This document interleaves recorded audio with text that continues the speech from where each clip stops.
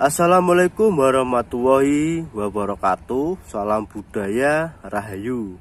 Kembali lagi di channel Balai Pusaka, gudangnya pemaharan pusaka wingit dan sepuh. Nah, kali ini saya akan mereview satu keris yang disebut keris siluman. Nah, kok bisa disebut keris siluman? Nanti akan saya bahas. Sebelumnya bisa dilihat di depan saya ini ada dua barang. Nah, ini yang saya sebut tadi keris siluman. Nah, yang satunya lagi ini disebut sangkur atau pada umumnya disebut bayonet. Bisa dilihat ini sangat berat soalnya ini dari besi. Ini kayu, ini besi, dan ini panteknya. Nah, kita lihat dalamnya. Nah, ini bahannya dari baja. Ini sebelumnya sangat karat lah. Lalu saya gosok, saya bersihkan jadi mengkilap begini.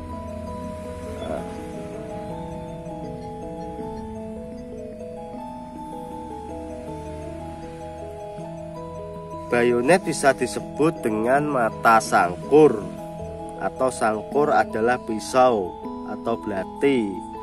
Bisa juga senjata tajam lain yang dirancang untuk dipasang pada moncong senjata api laras panjang. Nah, dengan ini senjata api dapat berfungsi seperti tombak dan dapat menjadi senjata jarak dekat atau senjata pertahanan terakhir. Nah, seperti ini contohnya, fotonya ada. Nah, itulah sangkur. Biasanya sangkur ini pada era-era Perang Dunia Pertama dan Perang Kedua dipakai oleh pasukan militer Belanda. Bilahnya di ujung ini sangat tajam. Biasanya juga untuk senjata tikam. Ini sangat kuat bahannya, baja. Termasuk ini kuno dan unik. Nah, jadi waktu dimasukkan itu seperti ada kuncinya, jadi tidak akan jatuh.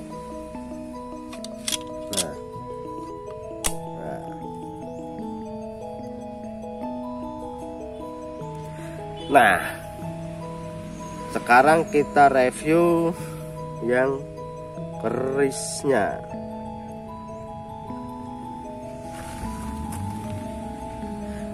Keris ini asalnya dari daerah atau kota yang paling jauh, yaitu ibu kota Jakarta, tepatnya daerah Jakarta Selatan.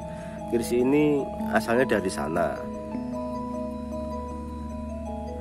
Kita langsung melihat bagian sandangannya. Ini masuk Gayaman Surakarta atau Solo Kayu Timo. Motifnya beras utah peletnya, dan handle-nya ini kayu kemuning lawas ini, dan mendaknya ini mendak perak, batu berlian dan rubi. Nah, bisa dilihat. Dan pendoknya ini ukiran atau tataan, bahannya emas campur perunggu atau disebut gongso. Warnanya agak kemerah-merahan ini. Ini yang lawas sangat jarang sekali pendok kayak begini. Terbuat dari campuran perunggu dan emas, disebut pendok gongso. Nah, langsung saja kita lihat dapur kerisnya dulu-dulur.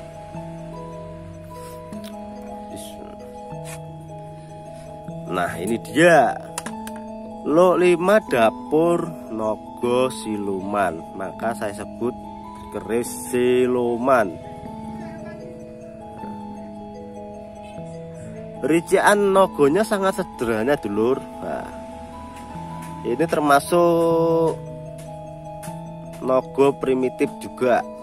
Nah, dia naganya sederhana, tidak mewah seperti naga sosro atau naga raja, dan badannya itu sampai ke atas. Nah,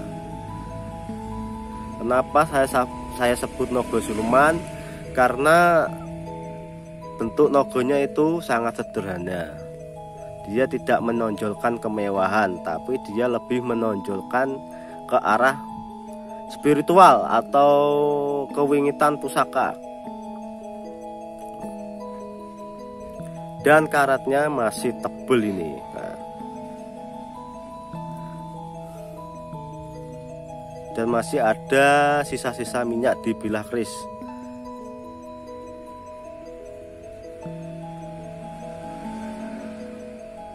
Bisa dilihat, peksinya juga utuh dulur. Nah,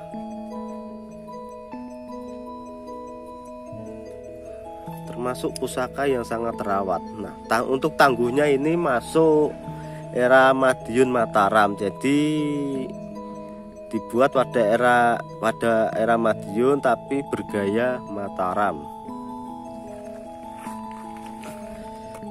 Termasuk ini pusaka sangat wingit. Keris naga siluman merupakan hasil perwujudan dari sosok ular, makhluk gaib, dan manusia. Siluman berarti makhluk yang tak tampak oleh indera penglihatan, tak kasat mata atau tanpa wujud niraga. Siluman identik dengan kekuatan supranatural, yaitu kekuatan dibalik daya absolut Tuhan yang hanya dapat ditangkap melalui kepekaan rasa batin. Itulah filosofi dari keris naga siluman. Motif hiasan bilah yang digunakan umumnya sederhana tetapi tidak menghilangkan keindahannya. Kepala naga garapnya sangat sederhana dan tidak mewah. Jadi tidak mementingkan kemewahan, tapi lebih diutamakan kewingitan. Sebuah pengingat supaya manusia mampu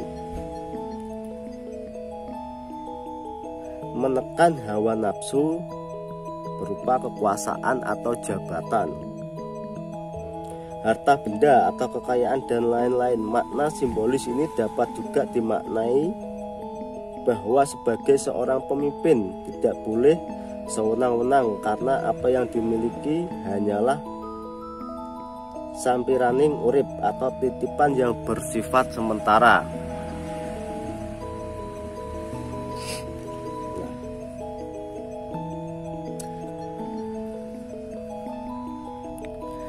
Biasanya orang-orang zaman dulu untuk menyempurnakan sebuah kekuatan pada keris melalui laku tapa dilakukan sesuai dengan tingkat pemahaman dan keyakinan masing-masing orang secara perlahan, tahap demi tahap, dan terus-menerus menjaga mental dan perilaku untuk senantiasa bersabar dan menerima kondisi dengan penuh rasa keikhlasan.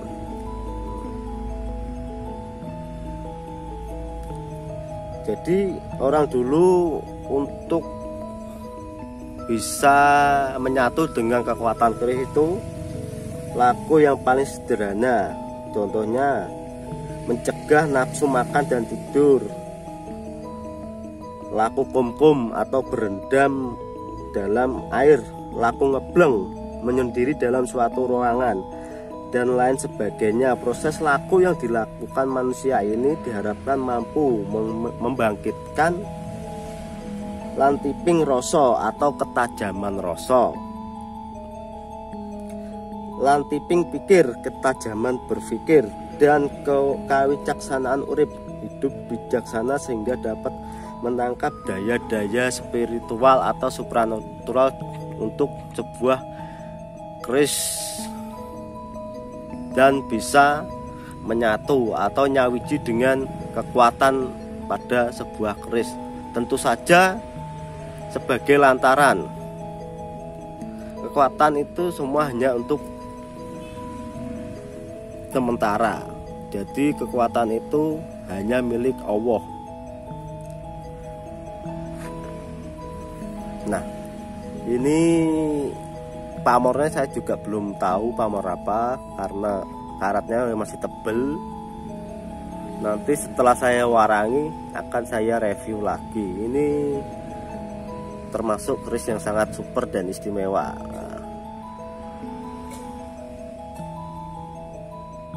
Sekian dulur-dulur untuk review keris Naga Siluman. Terima kasih.